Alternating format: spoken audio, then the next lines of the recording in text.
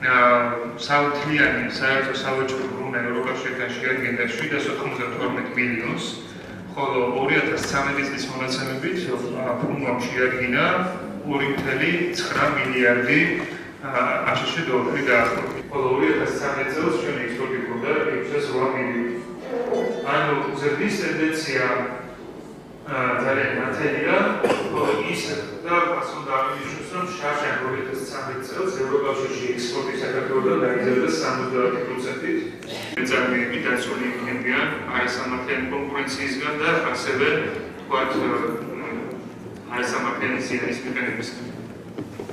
ტექნიკური ბარიერები ვაჭრობაში ეს არის ის ბარიერები, რომელიც საბაჟო გადასახადის გარდა ხდება პროდუქცია. ერთი არის რომ საბაჟო გადასახადს ვიხსნის ჩვენ ევროკავშირი, მაგრამ მეორე არის რომ ვერ შეხვდა, ვერ შეიტან საქონელს. საბაჟო ადმინისტრაციას გადასახადოს სასაზღვრო კონტროლს და საკანონმდებლო სასაზღვრო კონტროლს, plus სასაზღვრო კონტროლს საქართველოს ფუნქციონირება და ერთ-ერთი იმპლემენტატორი ამ შეთანხმების შეიძლება იყოს, რომ საინტერესო იქნება შეხედოთ როგორია გამოფხიზნების. დღევანდელი შეხვედრა ეთმობოდა იმ შეთანხმებას, ასოცირების შეთანხმებას, რომელსაც ხელი ეწერება 27 ივნისს და ეს არის ისტორიული შეთანხმება საქართველოსთვის. იგი გულისხმობს როგორც პოლიტიკურ დაახლოებას ევროკავშირთან, ასევე ეკონომიკურ ღრმა ეკონომიკურ ინტეგრაციას. ეკონომიკური ინტეგრაცია ევროკავშირის შიდა ბაზართან, რომელიც არის ერთ-ერთი ყველაზე უმსხვილესი ბაზარი მსოფლიოში და უქმნის ძალიან დიდ შესაძლებლობებს საქართველოს ეკონომიკას, წარმოებლებს, ექსპორტირებს. დღეს ჩვენ ვიმსჯელეთ კახეთის რეგიონში წარმოდგენილ ბიზნეს სექტორთან, ასევე ვისაუბრეთ ადგილობრივ თვითმმართველობასთან, წარმოდგენილები იყვნენ ასევე სამეცნიერო წრეების წარმომადგენლები და ჩვენ ვისაუბრეთ ამ შეთანხმების დეტალებზე, ანუ რა პირობები უნდა დააკმაყოფილოს საქართველოს ნაწარმოებმა პროდუქტმა საქონელმა იმისაც, რომ შევიდეს ევროკავშირის ბაზარზე, რა რეფორმები უნდა განახორციელოს საქართველოში იმისთვის, რომ ჩვენ მოვიყვანოთ შესაბამისობაში ჩვენი ინსტიტუციები და კანონმდებლობა ევროკავშირის კანონმდებლობასთან.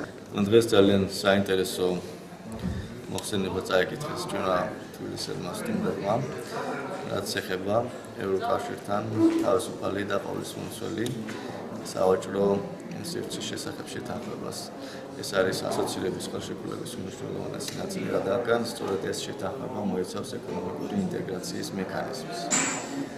იყო ძალიან ცოცხალი პროცესი, რაც ნიშნავს, რომ იყო დისკუსია და არა მხოლოდ მონოლოგია, ლექცია. ეს ძალიან მნიშვნელოვანია, იმიტომ რომ როგორც ჩანს, ამ მოხსენების ფარგლებში ბევრ პრაქტიკულ და კახეთში მოღვაწე ბიზნესმენებისათვის მნიშვნელოვან საკითხზე იყო საუბარი. იყო მრავალი საინტერესო შეკითხვა და ვფიქრობ, რომ საერთო ჯამში დღეს ნაყოფიერი მუშაობა შედგა.